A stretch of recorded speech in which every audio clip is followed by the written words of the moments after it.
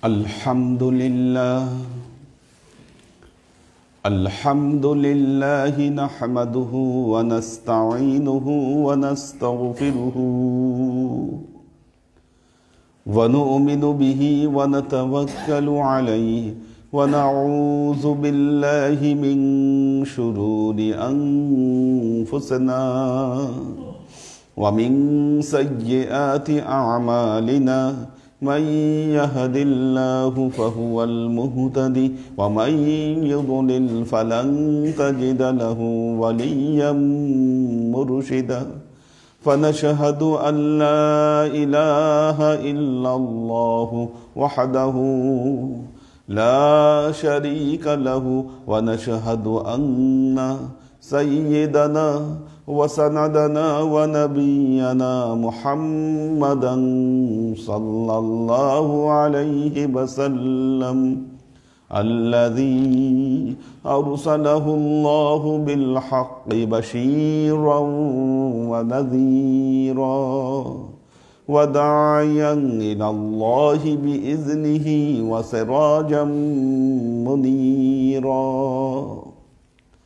وقال الله تعالى في كلامه المجيد وفرقانه الحميد ما كان محمد أبا أحد من رجالكم ولكن رسول الله وخاتم النبيين وكان الله بكل شيء عليما.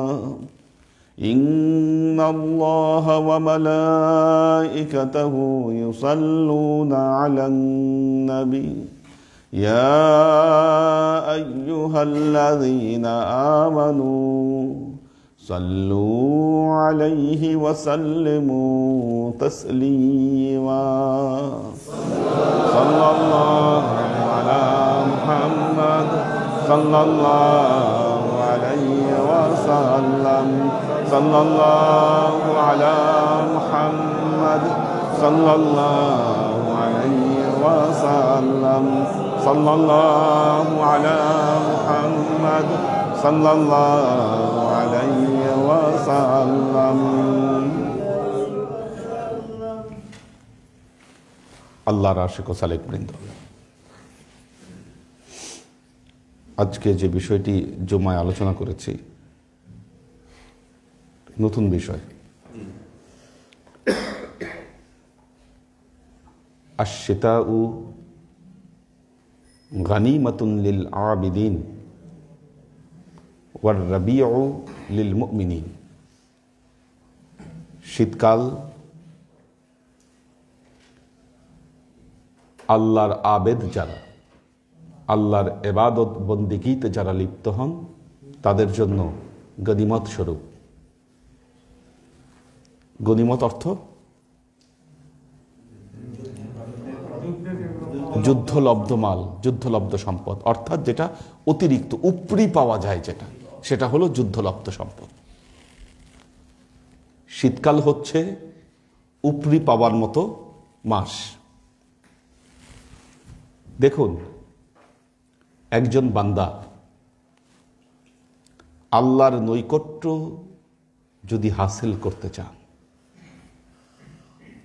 আল্লাহর কাছাকাছি যেতে চান, এই দুনিয়ায় যে উদ্দেশ্য নিয়ে আল্লাহ তাকে পাঠিয়েছেন তিনি সেই উদ্দেশ্য পূরণ করতে চান, এই বান্দাকে অবশ্যই সাধনায় নিয়োজিত হতে হবে। আপনারা বলেন, এই পৃথিবীতে আপনারা যে যেটাই লাভ করেছেন সাধনা ছাড়া, কষ্ট ছাড়া কেউ কোনো জিনিস অর্জন করতে পেরেছেন? সম্ভব? শয়তান বুদ্ধি দেয় সাধনা ছাড়াও সম্ভব। চোরা পথে পরিশ্রম না করে আঙ্গুল ফুলে কলাগাছ হয়ে যাওয়া। একটা কথা মনে রাখবেন, আঙ্গুল ফুলে যেটা কলাগাছ হয়েছে কলাগাছের মতোই সেটা কেটে ঝরে পড়ে যাবে, অবধারিত। আপনি 2-4 বছর দেখতেছেন আঙ্গুল ফুলে কলা গাছ হয়েছে, কিন্তু এই কলা গাছ যখন পচে নষ্ট হবে তখন আপনি ঠিকই উপলব্ধি করতে পারবেন যে না, আসলে কি ভুলটা করেছে।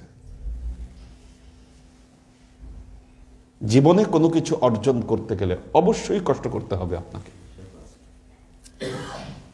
এবং আল্লাহ তার কালামে পাকে বলেছেন ইন্নাকা কাদিহুন ইলা রাব্বিকা কাদহান ফামুলাকিক। আপনাকে আল্লাহর পথে চেষ্টার পর চেষ্টা করতে হবে, যদি চেষ্টার পর চেষ্টা করতে পারেন ফামুলাকি, আপনি তার সাথে মোলাকাত করতে পারবেন, আল্লাহকে অর্জন করতে পারবেন। এই পৃথিবীতে যদি ভালো একটা জিনিস অর্জন করতে গেলে কষ্ট করতে হয়, জান্নাতের মতো এত উত্তম জিনিস কষ্ট ছাড়া আল্লাহ আপনাকে দান করবে কি? আল্লাহ আপনাকে দান করবে না।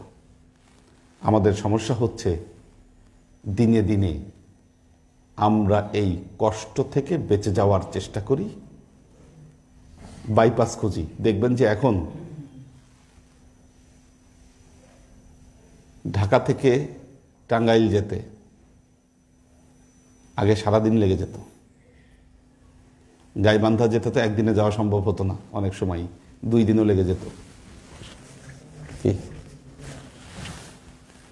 ঢাকা থেকে কক্সবাজার একেবারে যাওয়া যেত না, মাঝখানে চিটাগাঙ্গে থাকতে হতো। এখন বিভিন্ন জায়গায় বাইপাস করে বিভিন্ন শর্টকাট রাস্তা বানানো হয়েছে,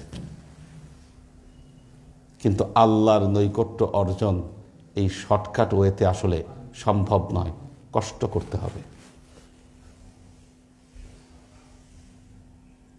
এই পৃথিবীতে যারা আল্লাহকে অর্জন করেছেন, বিগত পৃথিবীর ইতিহাসে যত আল্লাহর ওলি আউলিয়া রয়েছেন,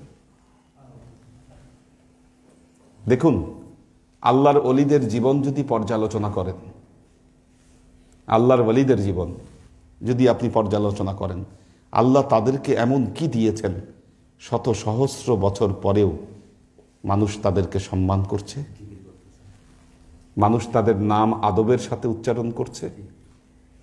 কি ছিল, কি করেছেন তারা, একটু খেয়াল করে দেখেন। কি এমন কাজ তারা করেছেন তাদের জীবনে, মানুষ আজকে তাদেরকে শ্রদ্ধা সহকারে স্মরণ করে থাকেন।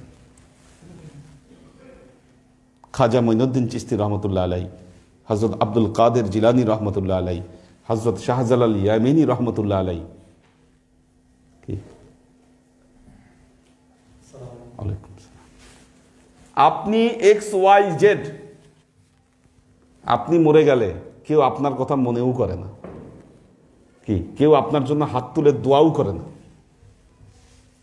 এর বিপরীতে এনারা এমন কি করেছেন, আজকে শত সহস্র বছর পরেও মানুষ তাদেরকে শ্রদ্ধা সহকারে স্মরণ করছে। কি ফেমাস, আমরা একটা শব্দ বলি ফেমাস, বিখ্যাত। বিখ্যাত বা কুখ্যাত বহুভাবে হওয়া যায়। আজকে মীর জাফরের নাম কেউ শ্রদ্ধা ভরে স্মরণ করে না। কি আধুনিক যুগে কারো নাম মীর জাফর রেখেছে? কি কাজটা করছে চিন্তা করেন।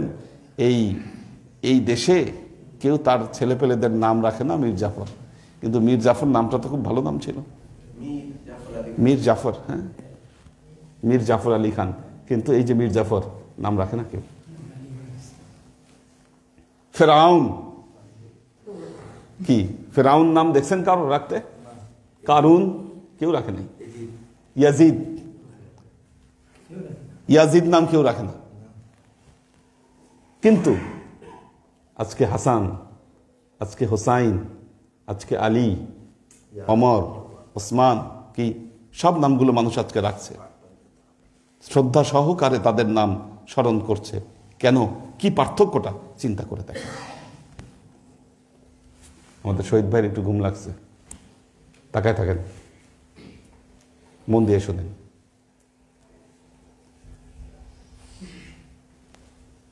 আল্লাহর আশেক ও সালেক বৃন্দ, আপনি যদি সত্যিকার অর্থে আল্লাহকে স্মরণ করতে পারেন, তাকে অর্জন করতে পারেন, অবশ্যই আপনি এই পৃথিবীতে অমর হয়ে থাকবেন। আমাদের মধ্যে, মানুষের মধ্যে, তাদের আইডিওলজিতে, তাদের চিন্তাধারার মধ্যে পার্থক্য রয়েছে ম্যান টু ম্যান। সবাই একরকম চিন্তা করবে, সবাই একরকম ভাববে। এই কথাও যদি আমরা চিন্তা করি, এটা আমাদের জন্য বোকামি। আমাদের মধ্যে কিছু লোক বেহেশতে যাইতে পারলেই তারা খুশি, তার আর কোনো চাওয়া পাওয়া নেই।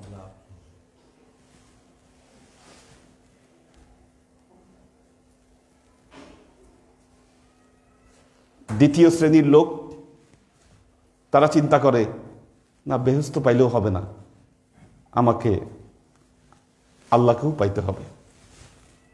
একটু ডিফারেন্ট চিন্তা এটা। এই সংখ্যার মানুষও কিন্তু কম, এটাও কম। আল্লাহকে পাওয়া কি, আল্লাহকে কেন পাইতে হবে, এই ব্যাপারে কোনো সেন্স বহু মানুষের ভেতরেই কাজ করে না। খালি জান্নাতে যাব দেখবেন। এই জন্য তারা যখন ওয়াজ করে, জান্নাতের গল্প যখন করে, কি রং চং মারতে মারতে, জান্নাতে বলে একটা লোকমা হবে 60 মণ, বলে একটা লোকমা হবে, খাবারের লোকমা।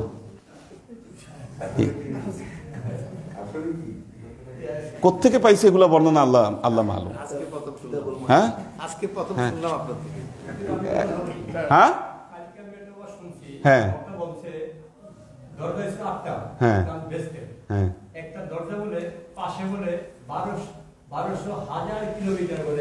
আচ্ছা, এই যে কথাগুলো উড়াধুরা কথা আর কি, যেগুলো 1200-1000 কিলোমিটার, এত বড় দরজা দিয়ে করবে কি, আর এত বড় দরজার দরকারই বাকি কি?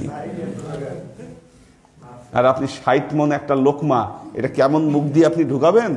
60 মণ যদি ওজন হয়, কি এটা কোন দিক দিয়ে ঢুকবে আর কোন দিক দিয়ে বের হবে, এটারই তো কোনো ঠিক ঠিকানা নাই।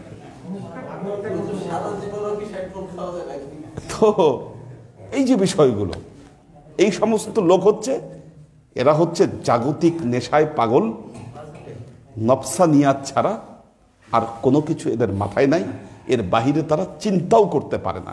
এই ধরনের মুসলমানের সংখ্যা আমাদের সমাজে বেশি, এটাই বেশি। এবং এরা খুব নিকৃষ্ট মানের মুসলমান। লোভ ছাড়া এদের ভেতরে আর কিচ্ছু নাই। আর এই জান্নাতে যাওয়ার লোভে ন্যায় অন্যায় সবকিছু করতে পারে এরা। ভালো মন্দ ও কোনো নীতি নৈতিকতার ধার ধারে না। এই হলো এই মুসলমানের সংখ্যা বেশি। তারপরের মুসলমান তারা আছেন একটু চিন্তা করেন, অর্থাৎ যাদের ভেতরে আল্লাহ জ্ঞানের আলোকছটা দিয়েছেন, তারা চিন্তা করেন যে না, শুধু জান্নাতে গেলেই হবে না, আমাকে আল্লাহকে একটু পাইতে হবে। অর্থাৎ আল্লাহ প্রেম, আল্লাহর প্রতি মহব্বত তার ভেতরে একটু হলেও কাজ করে। এই সংখ্যাও অনেক কম।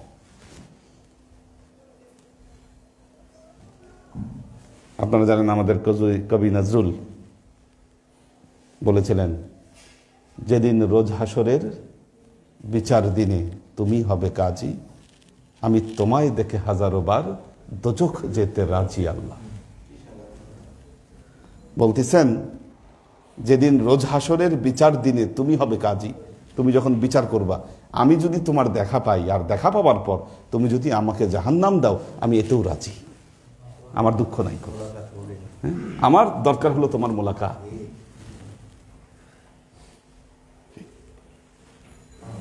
আর তৃতীয় আরেক শ্রেণীর আল্লাহর সালেক আছেন, আশেক আছেন, তারা বলেন পরকালের জন্য কিসের অপেক্ষা, আর কোথায় জান্নাতে গিয়ে কোথায় কি পাবো সেটার জন্য কিসের অপেক্ষা, এই দুনিয়াতেই আমি তার মোলাকাত চাই। এই ধরনের সালেকের সংখ্যা তো হাতে গোনা। এবার বলি, ওমর খৈয়ামের যে একটা কবিতা, যেটাকে অনুবাদ করা হয়েছে, নগদ যা পাও হাত পেতে নাও, বাকির খাতায় শূন্য থাক, কোথায় স্বর্গ কোথায় নরক, মাঝখানে তার বেচায় থাক। এটাকে উনি পজিটিভ অর্থে লিখেছিলেন, অনুবাদটা করা হয়েছে নেগেটিভ অর্থে। উনি বলেছিলেন, কাসমি গুয়াত বেহেশত বহুর খুশাস, মান মিগুইয়াম অবে আঙ্গুর বেহতার আস্ত ইন নাগদ র বেগির দাস্ত আজ অন নাসে বেদার কে আওয়াজে ঢোল শানিদান আজ দূর খুশ আস্ত। উনি বলতেছেন কাশ্মি গুইয়াত বেহেস্ত বহুর খুশ আস্ত, মানুষ বলে বেহেস্তে অনেক হুরপুরি আছে, এগুলা খুব মজাদার। মান্মি গুইয়াম অবে আঙ্গুর বেহতার আস্ত, আমি বলি যে না, আমার কাছে এই আঙ্গুরের শরাবই ভালো, প্রেম শরাব। ইন নাগদ র বেগির, নগদ নেও, বাকির খাতা বাদ দাও, কারণ ঢোলের আওয়াজ দূর থেকে সুন্দরী শোনা যায়। উনি বলতেছেন কিসের অপেক্ষা? জান্নাতে যাব, তারপর আল্লাহর দেখা পাবো, ওই অপেক্ষায় থাকতে রাজি না, আমি এখন থেকেই চাই।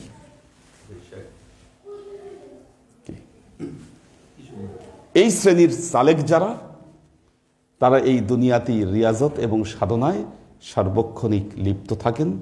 তাদের জীবনের প্রধান উদ্দেশ্য থাকে আল্লাহর নৈকট্য অর্জন, আল্লাহকে কিভাবে অর্জন করতে হবে এই নেশায় তিনি মত্ত থাকেন। মাঝখানের যারা, তারা অন্তত পক্ষে ন্যায় অন্যায়কে ভালো মতো তারা বোঝেন, সেই পথে চলার চেষ্টা করেন এবং আশা, এই আরজু, এই তামান্না ভেতরে রাখেন যে না, আল্লাহর দেখা আমাকে পেতে হবে। অর্থাৎ তার সমস্ত ইবাদত বন্দিগি, সমস্ত কর্মের মধ্যে আল্লাহর প্রেম উপস্থিত থাকে। আর ওই যে প্রথম প্রকার, যারা শুধু জান্নাত চায়, এর বাহিরে আর কিছু বুঝে না, কি এদের ভাগ্যে কি হবে আল্লাহ মান।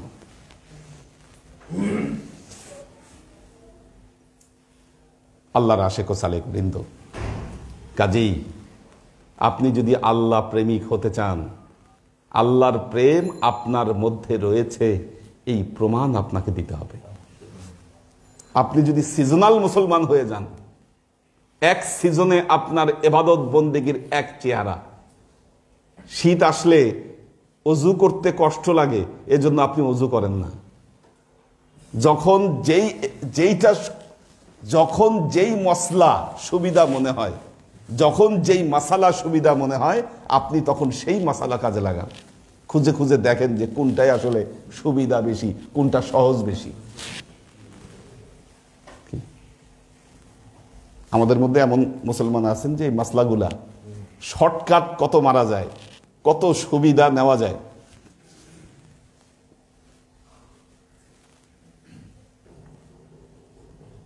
আমাদের দেশে এক শ্রেণীর লোক আছেন, আপনারা জানেন, শাফি মাযহাবের যারা, তারা কিন্তু সুন্নত নামাজ পড়ে না। সুবহানাল্লাহ বলে ফেলছে কে? শাফি মাযহাবে কোনো সুন্নত নামাজ নাই, এনারা সুন্নত নামাজ পড়ে না। এটা একটা সুবিধা, সহজ। আবার বহু মাসলা আছে শাফি মাযহাবে যেগুলো অনেক কঠিন। এখন উনি নামাজের বিভিন্ন ক্ষেত্রে হানাফি মাযহাবের সুবিধাটা নেন, আবার যখন মসজিদে নামাজ পড়তে যান শুধু ফরজটা পরে বের হয়ে যান, তখন আবার ওখানে শাফি মাযহাব পড়া লাগে না। তাই কি আল্লাহ তার কালামে পাকে বলেছেন, ইন্না আকরামাকুম ইনদাল্লাহি আতকাকুম, নিশ্চয়ই তোমাদের কাছে তোমাদের মধ্যে আল্লাহর কাছে ওই ব্যক্তি অধিক সম্মানিত যে ব্যক্তি অধিক তাকওয়ার পথকে অবলম্বন করেন। আপনি সহজ মাসলায় যাচ্ছেন কেন? কঠিন মাসলায় আসেন না কেন? কি খুঁজে খুঁজে আপনি সহজগুলো খুঁজে বের করেন কেন? কঠিন মাসলায় আসেন, কোনটা কঠিন আপনি সেটা করেন।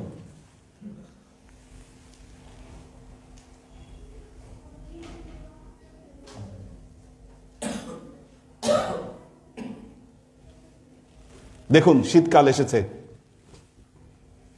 আল্লাহ নবীর সময় যখন শীতকাল আসতো, নবীদের সাহাবীরা আনন্দ ফুর্তি করতেন, শীত আসছে কেন? এটা ইবাদতের মৌসুম। তাই কেন ইবাদতের মৌসুম? কারণ শীতের রাতগুলো দীর্ঘ, এই দীর্ঘ রাত আল্লাহর ইবাদত বন্দেগীতে নিয়োজিত থাকা যাবে, এই আনন্দে তারা উৎফুল্ল হতেন।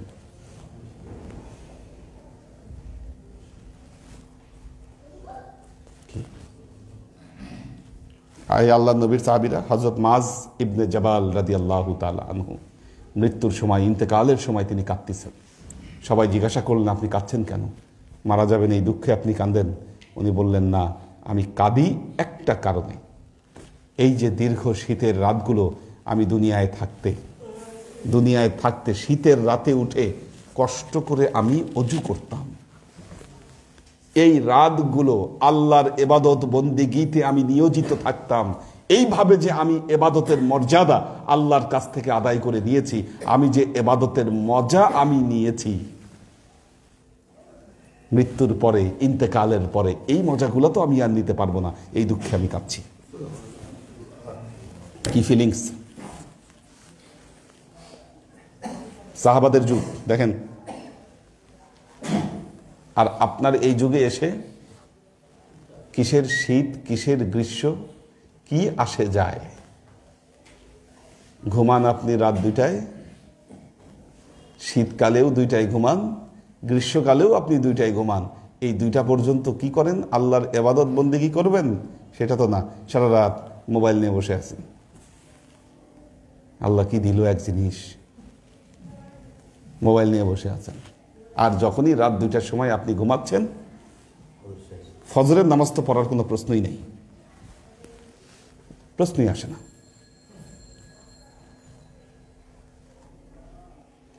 তাহলে وقال رسول الله صلى الله عليه وسلم الشتاء غنيمة للعابدين والربيع للمؤمنين। আল্লাহর নবী বলছেন, শীতকাল ঈমানদারদের জন্য এটা বসন্তকাল। শীতকাল ঈমানদারদের জন্য এটি বসন্তকাল, এবং আল্লাহর আবেদিন বান্দা যারা রয়েছে তাদের জন্য এটা গনিমতের মাল। কি শীতকাল ঈমানদারদের জন্য কি বসন্তকাল, আর আল্লাহর আবেদদের জন্য এটা গনিমতের মাল।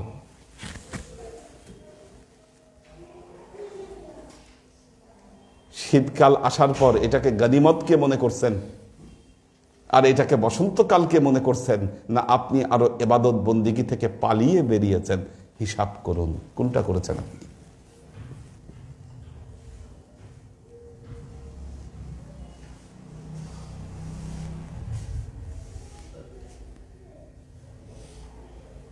শীতকাল আসছে, অজু করা ছেড়ে দিয়েছেন,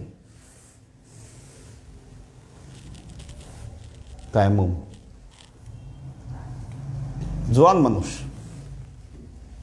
তায়াম্মুম কেন করছেন আপনি? অলসতার জন্য তায়াম্মুম করছেন, এর জন্য নয় যে আপনি রোগ বৃদ্ধি ঘটবে। কতটুকু রোগাক্রান্ত হলে তায়াম্মুম করা যায়? যাদের ঠান্ডা পানি ব্যবহার করলে, গরম পানি করার কোনো উপায় নেই রাতে বেলায়, যারা বয়স্ক আছে ওনাদের জন্য একটু রিস্ক আছে, এটা যুবকদের জন্য কোনো রিস্ক নেই।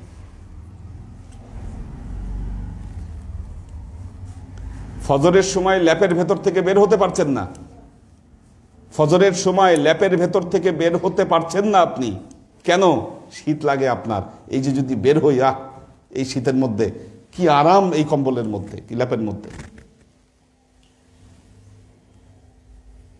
অথচ আপনি তখন ভুলে গিয়েছেন আল্লাহ যে এত সুন্দর খাট, এত সুন্দর ল্যাপ আপনাকে ব্যবহার করার তৌফিক আল্লাহ দিয়েছে।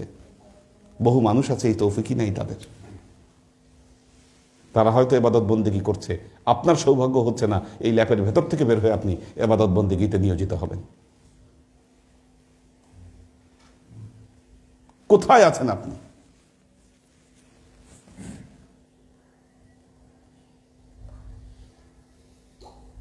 আল্লাহর আশিক ও সালেক বৃন্দ কি আল্লাহকে অর্জন করে ফেলবেন? এত সস্তা, এত সহজ।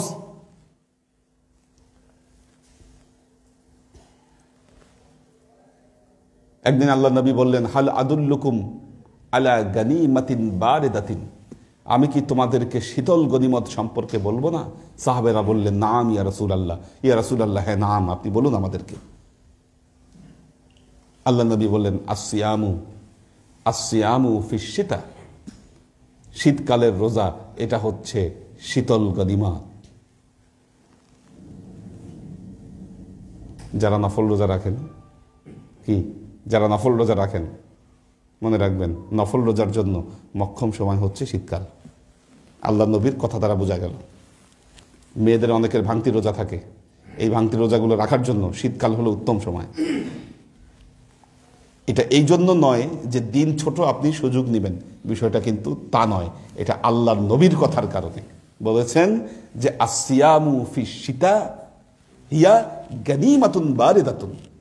যেহেতু এই কথা বলেছেন যে এটা গানিমাত, শীতল গনিমত, এটা এই জন্য এই সুযোগটা নেওয়ার জন্য নফল রোজা যারা করেন তারা শীতকালকে প্রাধান্য দিবেন। আর যখন রোজা ঘুরতে ঘুরতে শীতকালে চলে আসে, এটা তো রমজান মাস চলে আসলে এটা তো আল্লাহর ইচ্ছা। আমি যখন প্রথম দায়িত্ব পেলাম ওই সময় শীতকাল ছিল, রমজান মাস শীতকালে আসতো, এতেকাফে রাত অফুরন্ত সময় থাকতো। এখন গরমকাল, রাতে সময়ই থাকে না।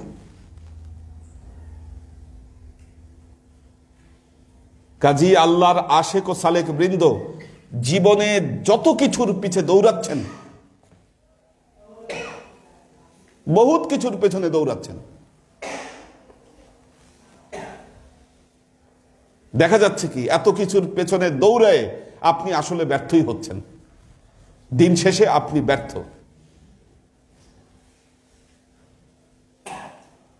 করলেনটা কি আপনি? আপনার এই ইহকালও আপনি ব্যর্থ হলেন, আল্লাহর ইবাদত বন্দেগী ছেড়ে দেওয়ার কারণে পরকালেও আপনি ব্যর্থ হলেন।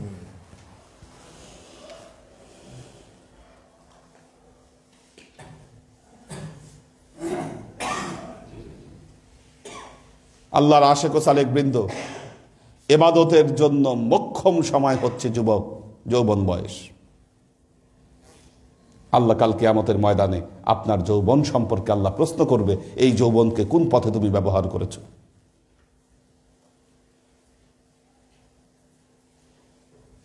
কাজেই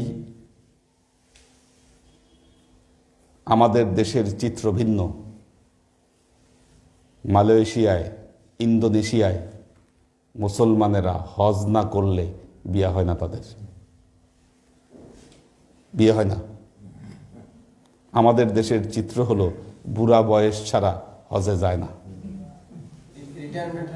রিটায়ারমেন্টের পরে যখন ঠিক মতো হাঁটতেই পারে না, ওই সময় হজে গিয়ে না ঠিক মতো কাবাঘর তওয়াফ করতে পারে, না হাজরে আসওয়াদ চুমা দিতে পারে, না কাবাঘরের দরজা ধরতে পারে, না এই আরাফা মিনায় না সাফা মারোয়ায় সাই করতে পারে।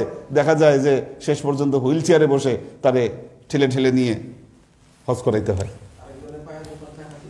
আর না পায়ের উপর চাকা তুলে দিতে হয়। পাথর মারা, নিজে তো যাইতে পারি না, বলে ভাই আমার পাথরটা তুমি মেরে দিও।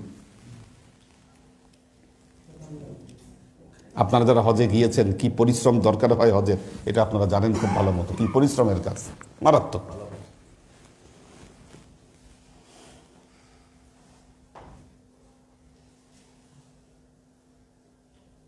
জীবনের সব দেখুন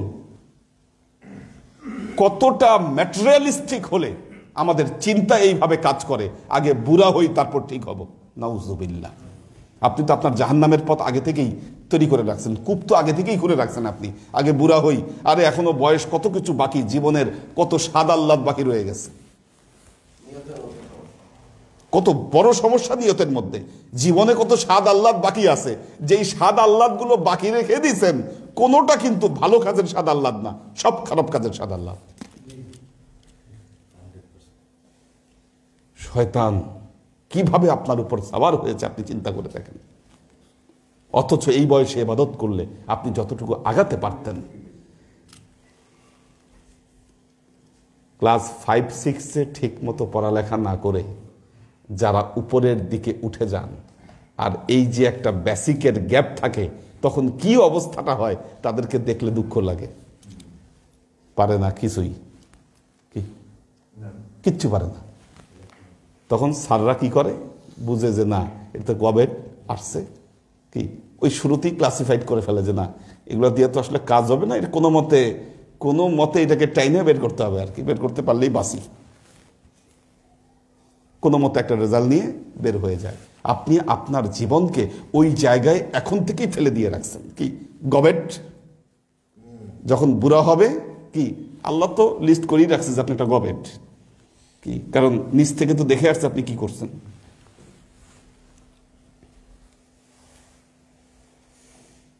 প্রস্তুতি এখন থেকেই গ্রহণ করুন, কারণ একটা জিনিস মনে রাখবেন, মনের বয়স কখনো কমবে না। আপনি 50 বছর বয়সেও মনে হবে আপনি 30 বছরের যুবক। বয়স তো এখন কিছুই হয়নি, আরো সময় আছে। শয়তান এই ধোঁকা আপনাকে দিতেই থাকবে। পরিবর্তন করুন জীবনকে, পরিবর্তন নিয়ে আসুন, ইবাদত বন্দেগীতে নিয়োজিত হন। আপনার জীবন আদর্শই বলে দিবে আপনি কোন পথে হাঁটতেছেন।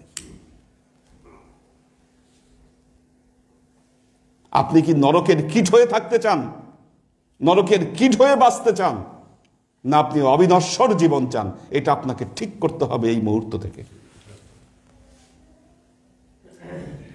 না হলে আপনার ধ্বংস নিশ্চিত। এই ধ্বংস কেউ ফেরাতে পারবে না।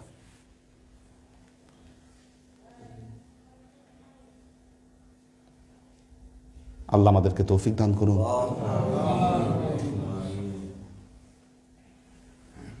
বলেছিলাম মুরাকাবা করাবো। কাদের কাছে আছে ইয়ার প্লাগ? কয়জনের কাছে আছে? যাদের কাছে আছে তারা ইউজ করেন, বাকিরা এমনি করবেন। আজকে করাবো আপনাদেরকে। 2-3 জন কারিগরি সহকারী থাকতে হবে ক্যামেরার জন্য, মানে মুরাকাবার বাইরে। আচ্ছা, আজকে কেন? এটা হাতে কলমে শিক্ষা। প্রথমে ইয়ার প্লাগটা ইউজ করেন, দেখি কেমনে ইউজ করেন আপনারা।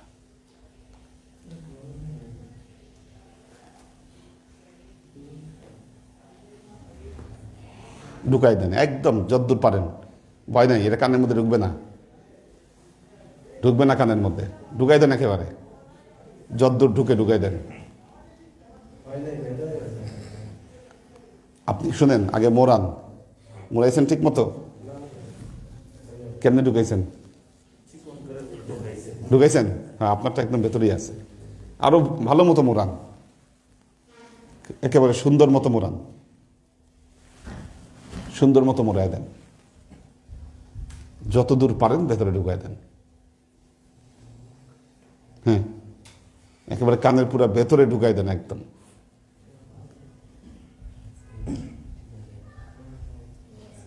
হ্যাঁ, এবার ঠিক আছে। হ্যাঁ,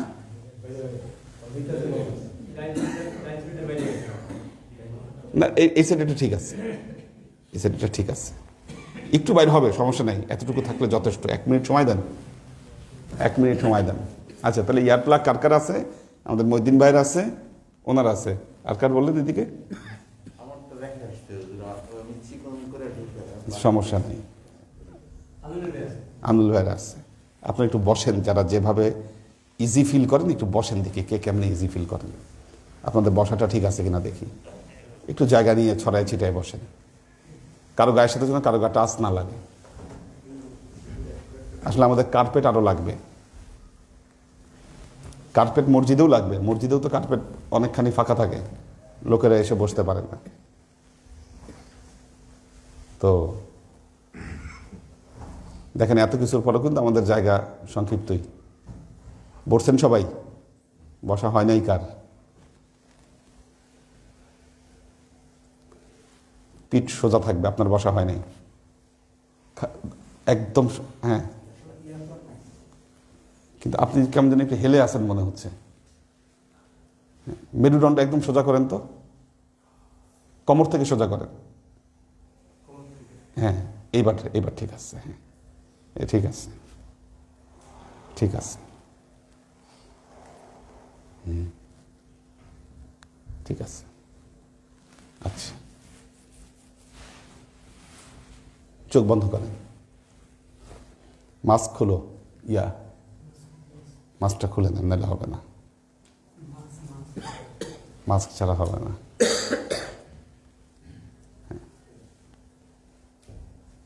আচ্ছা, চোখ বন্ধ করেন দেখি।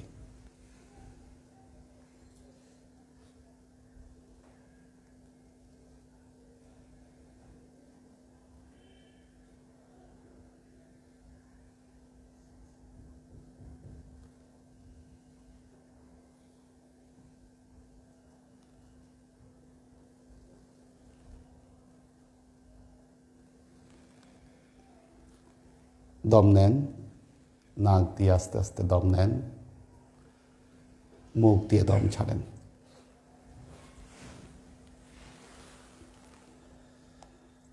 নাক দিয়ে আস্তে আস্তে দম নেন, মুখ দিয়ে দম ছাড়েন।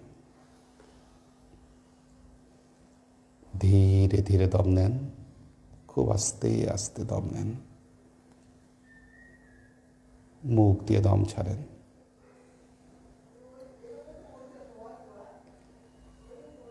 ধীরে ধীরে দম নেন,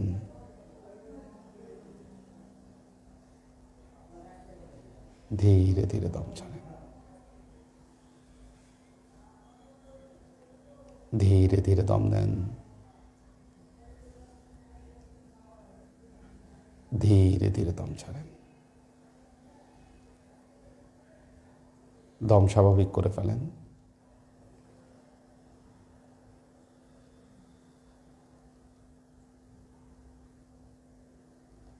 এবার মাথার দিকে খেয়াল করেন। মাথার তালু থেকে আপনার মাথার তালু ধুলার মতো ঝরে পড়ে যাচ্ছে।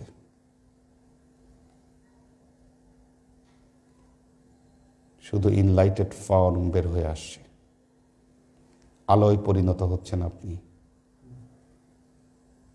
চেহারা, ঠোঁট, গলা শক্তিহীন হয়ে পড়ছে, অস্তিত্ব হারাচ্ছে। কাঁধ, ডান হাতের কনুই, কবজি, আঙ্গুল, বাম হাতের কনুই পর্যন্ত, কবজি, আঙ্গুল,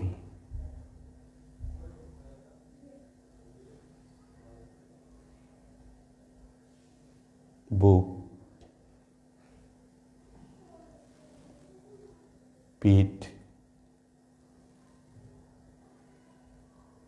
পেট, পাকস্থলী,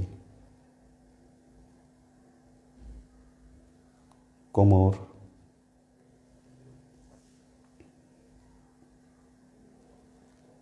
তার নিচের অংশ,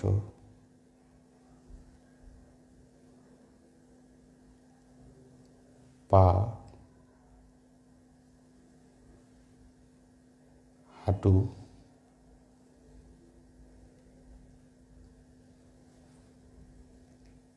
পায়ের গোড়ালি, পায়ের নখ, পুরো শরীর আপনার ঝরে পড়ে গেছে। শুধু আলো আপনি। আপনি এখন শুধু আত্মা।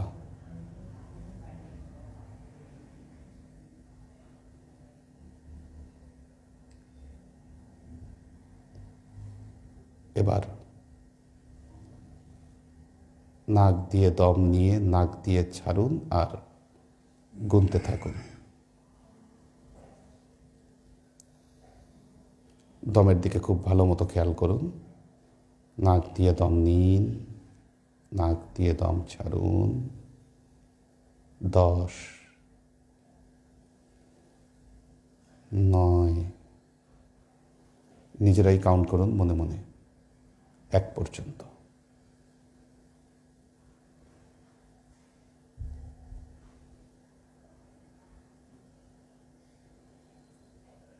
1 পর্যন্ত গুনে নিঃশ্বাস স্বাভাবিক করে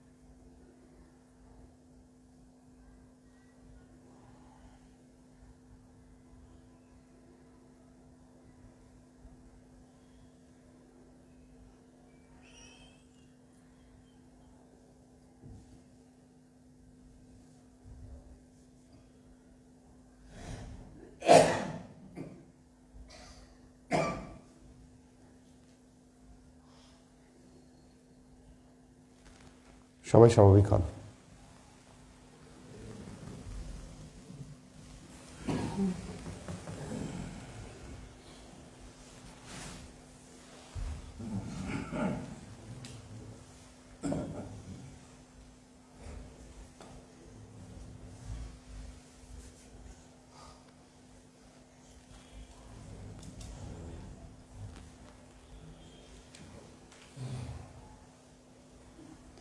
মহিউদ্দিন ভাই এখনো আছে ধ্যানের মধ্যে।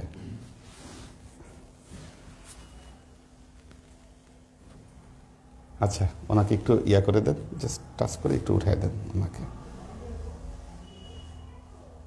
হ্যাঁ, না ঠিক আছে, খুলে ফেলেন, খুলে ফেলেন। কয়েকজনের অনেক প্রবলেম আছে, মানে স্থির থাকার যে অভ্যাস এটা নাই। কেন?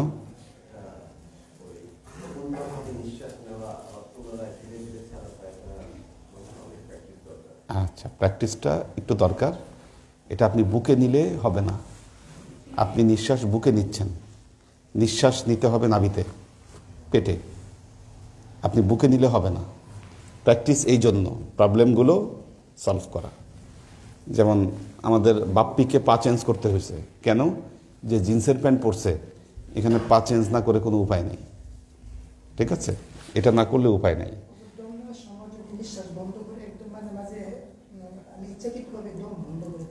আচ্ছা,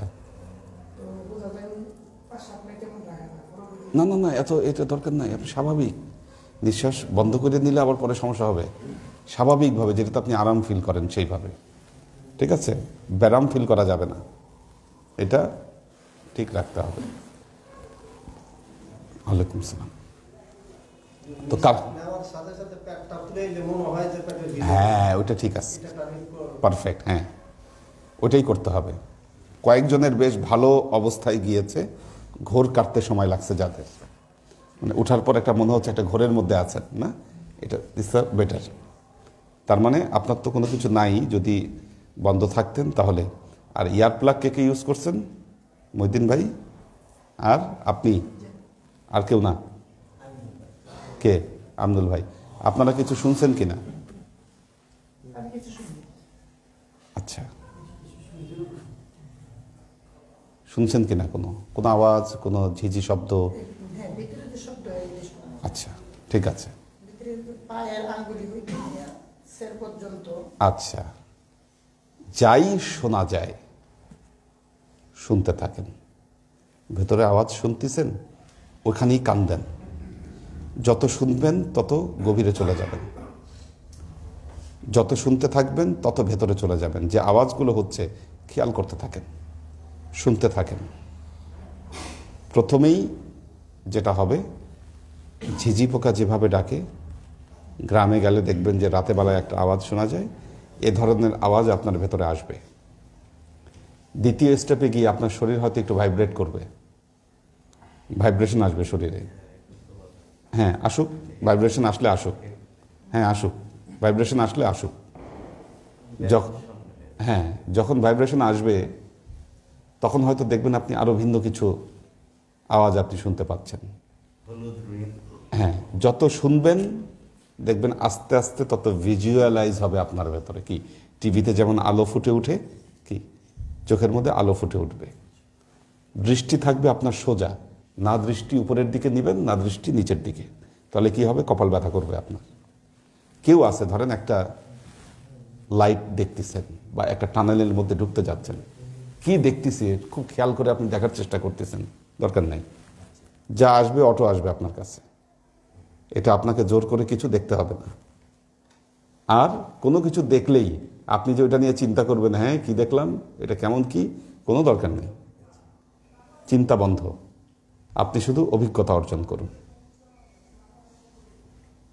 ভেতরের আওয়াজের যে ব্যাখ্যা, এই জন্য আগে আপনাকে আওয়াজগুলো শুনতে হবে। প্রতিটা আওয়াজের ব্যাখ্যা আছে, ব্যাখ্যা পরে শুনবেন, কিন্তু আগে ওই পর্যায়ে আপনাকে যেতে হবে যে আপনি আওয়াজটা শুনতে পাচ্ছেন। আপনি যা দেখছেন তার ব্যাখ্যা আছে, কিন্তু সেটা নিয়ে আপনি চিন্তা করবেন না, পরবর্তীতে জেনে নেবেন যে আমি কি দেখছি। কি, এটা হলো অভিজ্ঞতা। দুটোকে যখন সমন্বয় করবেন তখন দেখবেন আপনার মোরাকাবা একটা পরিপূর্ণ রূপ পাবে। যত প্র্যাকটিস করবেন তত জিনিসটা পারফেক্ট হবে। আরেকটা হতে পারে, আরেকটা জিনিসে ডিস্টার্ব হতে পারে। এই যে নিচে বসছেন অনেকে শক্ত জায়গায়, অনেকেরই শক্ত জায়গায় বসলে ডিস্টার্ব হয়, সেই ক্ষেত্রে নরম কিছু ব্যবহার করবেন নিচে। যাদের শক্ত জায়গায় বসলে পায়ে সমস্যা হয়, ঝিঝি লেগে যায়, এই সমস্যা যাদের হয় তারা এটা করতে পারবেন। তবে আমি যতটুকু বুঝি এই বিষয়টা পুরো প্র্যাকটিসের উপরে। প্র্যাকটিস ভালো থাকলে, দৌড়াদৌড়ি ভালো থাকলে, আপনার শরীরে হাঁটা চলা ভালো থাকলে হবে না। হ্যাঁ, আচ্ছা, মেরুদণ্ড সোজা রাখতে গেলে চেয়ারে বসলেও কি সমস্যা হবে? তখন চেয়ারে বসবেন আপনি, তাদের জন্য চেয়ারে বসে, আপনার নিচে বসার দরকার নেই। চেয়ারে দেখতে থাকেন, আওয়াজ শুনতে থাকেন, রং দেখতে থাকেন, আপনি শুধু দেখেন আর শুনেন। শোনার দিকে নজর বেশি দেন, যেটা আসতেছে সেটা দেখতে থাকেন, কিন্তু দেখার মুহূর্তে চিন্তা করবেন না। আপনি ধরেন আপনি রং দেখছেন একটা, আচ্ছা কি রং দেখলাম, এটা কি লাল দেখলাম, না এটা গোলাপি, না এটা সবুজ, চিন্তা মাথার ভেতরে ঢুকে গেলেই আপনার ধ্যান নষ্ট হয়ে যাবে। যা আসবে অটো আসবে, সেটা বলতেছি। এটা হচ্ছে অভিজ্ঞতা, এক্সপেরিয়েন্স। আপনি এক্সপেরিয়েন্স অর্জন করেন, গ্যাদার করেন, এটা আপনার সম্পদ, এটা হচ্ছে হাক। কিন্তু কল্পনা করলে সেটা কি হবে? সেটা জান, কি এটা কল্পনা প্রসূত, চিন্তা প্রসূত। এলমে জান্নি আর এলমে হাক দুটো এক হতে পারে না। অটো যেটা দেখবেন, আপনার ভেতরে যা আছে আপনি সেটাই দেখবেন, কিন্তু এটার জন্য প্র্যাকটিস দরকার। আমরা প্রতি শুক্রবারে 5 মিনিট হোক, 10 মিনিট হোক, 20 মিনিট হোক, আমি করাবো আপনাদের। আর হ্যাঁ, ওইটা যত যেতে থাকে ভয় পাবেন না, আপনি ছেড়ে দেন, ভেতরে যেতে থাকেন। যত যাবে ভয় পাবেন না, একটা কথা মনে রাখবেন। হারায় যাবেন না, বের হয়ে আসবেন আপনি, ঠিক আছে? এমন হবে হয়তো আপনার কয়েক ঘন্টা কেটে গেছে, আপনি টেরই পাবেন, 1-2 দিন কেটে যাবে, টের পাবেন না, এরকমও হতে পারে। নো টেনশন, ভয়ের কারণ নেই, করতে থাকেন। যেখানে যাচ্ছেন সেখান থেকে আপনি বের হয়ে আসবেন। আল্লাহ আমাদেরকে তৌফিক দান করুন। বারাকাল্লাহু লানা ওয়া লাকুম ফিল কুরআনিল আযীম ওয়া নাফা'ানা ওয়া ইয়্যাকুম লা আয়াতি ওয়া যিকরিল হাকীম ইন্নাহু তাআলা জাওয়াদুন কারীমুম মালিকুন বাররাউফুর রহিম। আমাদের লোকালয়ে করার জন্য ইয়ার প্লাগ মাস্ট লাগবে, এটা ছাড়া হবে না। আওয়াজ ডিস্টার্ব করবেই আপনাকে, সমস্যা এটা। কিন্তু আপনি ওই পাহাড়ি এলাকায় চলে যান 2-3 দিনের জন্য, দেখবেন ওখানে কোনো আওয়াজ নাই, কোনো ডিস্টার্ব নেই, যা আছে সবই, তখন আপনার ইয়ার প্লাগ লাগবে না ওখানে। হ্যাঁ, অজপাড়াগায়ে সম্ভব, বাংলাদেশে অজপাড়াগায়ে সম্ভব, যেখানে গাড়ি ঘোড়া চলে না। রাত হয়ে গেলে আর তখন মানুষ কোনো চলাফেরা করে না, তখন ঠিক আছে ওই জায়গাগুলো। কিন্তু এখন এরকম অজপাড়াগা কমে গেছে বাংলাদেশ। হ্যাঁ, এখন আর ওই গ্রাম নাই, অধিকাংশ জায়গায় গ্রাম চেঞ্জ হয়ে গেছে। হ্যাঁ, বিলের মাঝখানে আবার মশা আছে, ঠিক আছে? হ্যাঁ, বিলের মাঝখানে গেলে হয়তো শয়তান ভিতরে মাছ ধরে এলো, কেউ নাই। তো প্রকৃতির আওয়াজ, এটা নিয়ামত, গনিমত। ওরা আল্লাহর জিকির করতেছে, পুরা প্রকৃতি আল্লাহর জিকির করতেছে। ফজরের সময় পাখিদের জিকিরগুলো একটু শুনে দেখেন, এটা পাখির ডাক না, পাখির জিকির করতেছে আল্লাহ। বারহাক, সত্য কথা।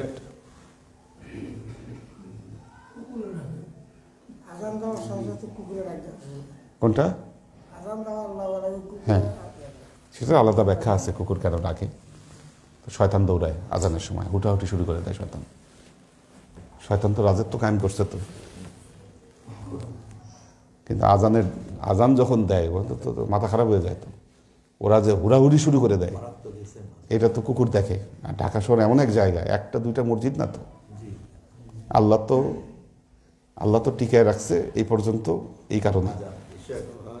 আমার মনে হয় যে সরাসরি এয়ার প্লাগ দিয়ে আমরা রাত্রে বা নির্গম সময় বসার থেকে মনে হয় যে প্রায় 12টার পর বা 1-1:30টার পর যারা আমরা নতুন অবস্থা গোসল করে তো পরিষ্কার বিছানায় কাজ হয়, তো মনে হয় যে খুব দ্রুত যাওয়া যায় কাছে। হ্যাঁ করেন, মজা হয় বেশি। হ্যাঁ যেটা সুবিধা হয় আপনার জন্য,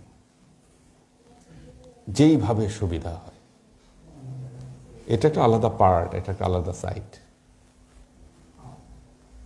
এটা অভিজ্ঞতা। পৃথিবীর বহু মনীষী এই সাধনায় তারা সিদ্ধি লাভ করেছেন, জীবন পরিবর্তন হয়ে গেছে তাদের। এরকম হাজার হাজার ইতিহাস আপনার সামনে দাঁড় করাতে পারবে।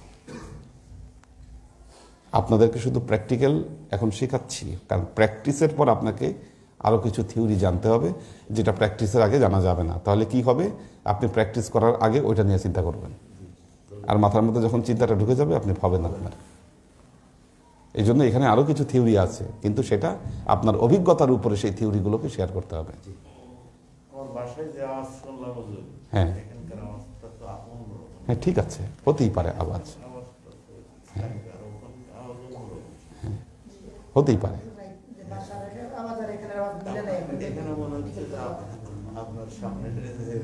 হ্যাঁ হবে হবে, এটা হতেই পারে। এটার জন্য প্র্যাকটিস দরকার, মনে রাখবেন।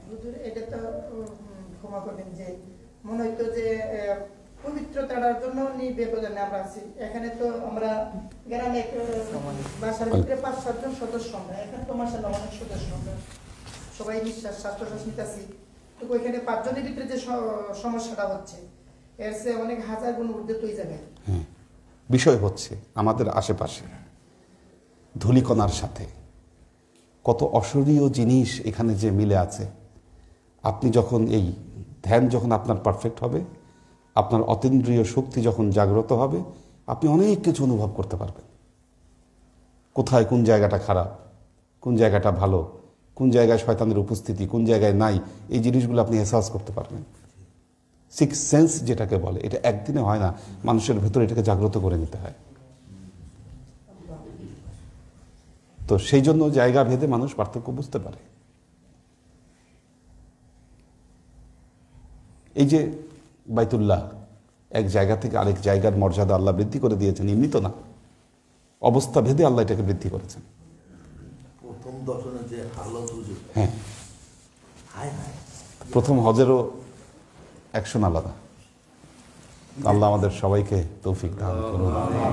এই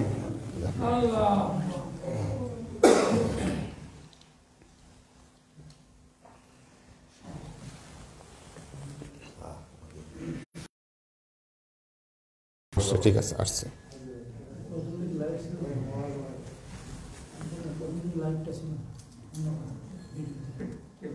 আচ্ছা আচ্ছা আচ্ছা, পাখির ভেজ সালাম জানিয়েছেন, মোহাম্মদ আজাদ আছেন, ওয়াসিম খান আছেন, সিয়াম আহমেদ আছে, লুনা তাবাসসুম লুবনা আছেন, আরিফা শেখ সালাম জানিয়েছেন, দোয়া চেয়েছেন,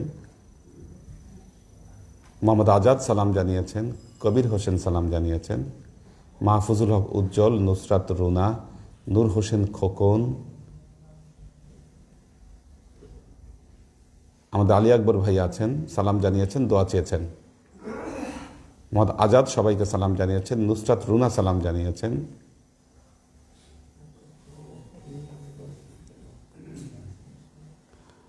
আনোয়ারা শরীফ সালাম জানিয়েছেন, পারভেজ আছেন, সুরভি আক্তার নিপা, পারভেজ দোয়া চেয়েছেন, মোহাম্মদ কবির দোয়া চেয়েছেন, এইচ.কে খোকন সালাম জানিয়েছেন, দোয়া চেয়েছেন, আমাদের আব্দুল হাফিজ ভাই সালাম জানিয়েছেন, সুরভি আক্তার নিপা বলেছেন আসসালামু আলাইকুম হুজুর, বাবার জন্য দোয়া করবেন, আমাদের জন্য দোয়া করবেন। আমাদের সোলাইমান ভাই অসুস্থ হয়ে আছেন, কিন্তু ক্লাস কখনো মিস দেন না, অসুস্থতার জন্য উনি আসতে পারছেন না, দোয়া করবেন আল্লাহ যাতে ওনাকে আসার তাড়াতাড়ি সুযোগ দান করেন। হ্যাঁ দোয়া করলাম, আল্লাহ আওয়াজ শুনলাম, ও আচ্ছা আচ্ছা, হ্যাঁ একটা আওয়াজ হলো। রিজভি দায়ান লোপা, লুনা তাবাসসুম লুবনা সালাম জানিয়েছেন, মোহাম্মদ আলাউদ্দিন আছেন, মারুফুর রহমান আসসালামু আলাইকুম ওয়া রাহমাতুল্লাহি ওয়া বারাকাতুহু। হুজুর, আমার এক ফেসবুক ফ্রেন্ড সালাম জানিয়েছেন। ওয়ালাইহিস সালাম। ওয়ালাইহিস সালাম। আলহাজ আবুল কাশেম, আসসালামু আলাইকুম হুজুর, আমার জন্য দোয়া করবেন, ফি আমানিল্লাহ। মাহফুজুল হক উজ্জ্বল সালাম জানিয়েছেন। একরামুল হক আমিন আছেন। আমরিন শরীফ সবাইকে সালাম জানিয়েছেন। ফাহিম আয়মান আছেন। মুস্তাহিদ নূর মাহিন আছেন। ফারিজা ফাইরুজ সালাম জানিয়েছেন।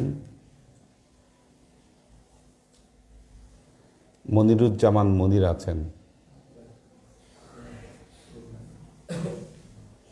মনিরুজ্জামান মনির সালাম জানিয়েছেন। পপিয়ারা জামান সুমি সালাম জানিয়েছেন। শাকেরা আফজারা, সাদিয়া আফরিন, আমির হোসেন সালাম জানিয়েছেন, সবাইকে নিয়ে ক্লাস দেখছেন। রাবেয়া ওমর, সাগর সরকার সালাম জানিয়েছেন। এহসান সুলতানা সালাম জানিয়েছেন।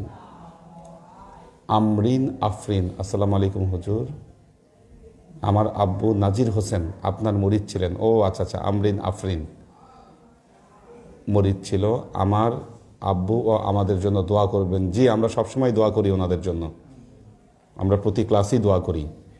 আমরিন আফরিন জেনে রাখলাম আজকে। মোহসিনুদ্দাইয়ান, আবুল ফাত্তাহ আসছে ক্লাসে? আচ্ছা, আমাদের ওই যে মসজিদের নেটটা নষ্ট, 2 দিন ধরে কাজ করতেছে না মনে হয়। আমাদের আখতারুজ্জামান ভাই আছেন, সালাম জানিয়েছেন আখতারুজ্জামান ভাই। শামসুস সাদিকিন, ওয়াসিম খান সালাম জানিয়েছেন। আমাদের মাহিন সালাম জানিয়েছেন। আমাদের হাসিব ভাই আছেন ক্লাসে। ওয়াসিম খান বলেছেন, হুজুর, অনেকেই সালাম দেওয়ার সময় ঠিকভাবে সালাম দেয় না, এটা কি সালামের উপর পরিবর্তন হয় কি? হ্যাঁ, উচ্চারণে বড় সমস্যা হলে সালামের উত্তরে অর্থে পরিবর্তন হবে। যেমন লামটা যদি সঠিকভাবে উচ্চারণ না করেন, সালামের সাম হয়ে যায়, অর্থ পুরাই চেঞ্জ হয়ে যাবে। আসসালামু আলাইকুম মানে আপনার উপরে বিষ বর্ষিত হোক, আর আসসালামু আলাইকুম মানে আপনার উপরে শান্তি বর্ষিত হোক। কি না, সালাম আলাইকুম তো এটা কোনো শব্দই না। যেমন হ্যাঁ, সালাম আলাইকুম, এটা সালাম আলাইকুম কোনো একটা উচ্চারণই না। এটা কেউ কেউ আছে আমাদের ভেতরে দুভাবে সালাম দেয়। যেমন ইরানিরা সালাম দেয় সালাম বলে আর কি, সালামুন আলাইকুম তিবতুম ফাদখুলুহা খালিদুন। কোরআনে আল্লাহ সালাম বলেছেন সব জায়গায়। কাজে যদি সুন্দর করে সালাম উচ্চারণ করলে তাও জিনিসটা হয়, সালাম বা সালামুন আলাইকুম অথবা আসসালামু আলাইকুম, এটা ঠিক আছে। কিন্তু সালাম আলাইকুম এটা কিছুই না। এটা হ্যাঁ, আসসালামু আলাইকুম বললে, যেমন একদিন আল্লাহ নবী বসে আছেন, তো বিদেশ থেকে একদল লোক আসছে আল্লাহ নবীর সাথে দেখা করতে। এসে মা আয়েশাও আছেন, তো আল্লাহ নবীর সামনে এসে বলতেছে আসসালামু আলাইকুম। মা আয়েশা এটা খেয়াল করে খেপে গেলেন, রেগে গেলেন, খুব কড়া ভাষায় তাদেরকে জবাব দিলেন। আল্লাহ নবী বললেন, ওয়া আলাইকা বিররিফক ইয়া আয়েশা, আয়েশা এরকম বলো না। কেউ যদি এরকম করেই তখন শুধু বলবা ওয়া আলাইকা অথবা ওয়া আলাইকুম, কি তোমার উপরেও সেম জিনিস হোক, সেম টু ইউ, সোজা কথা।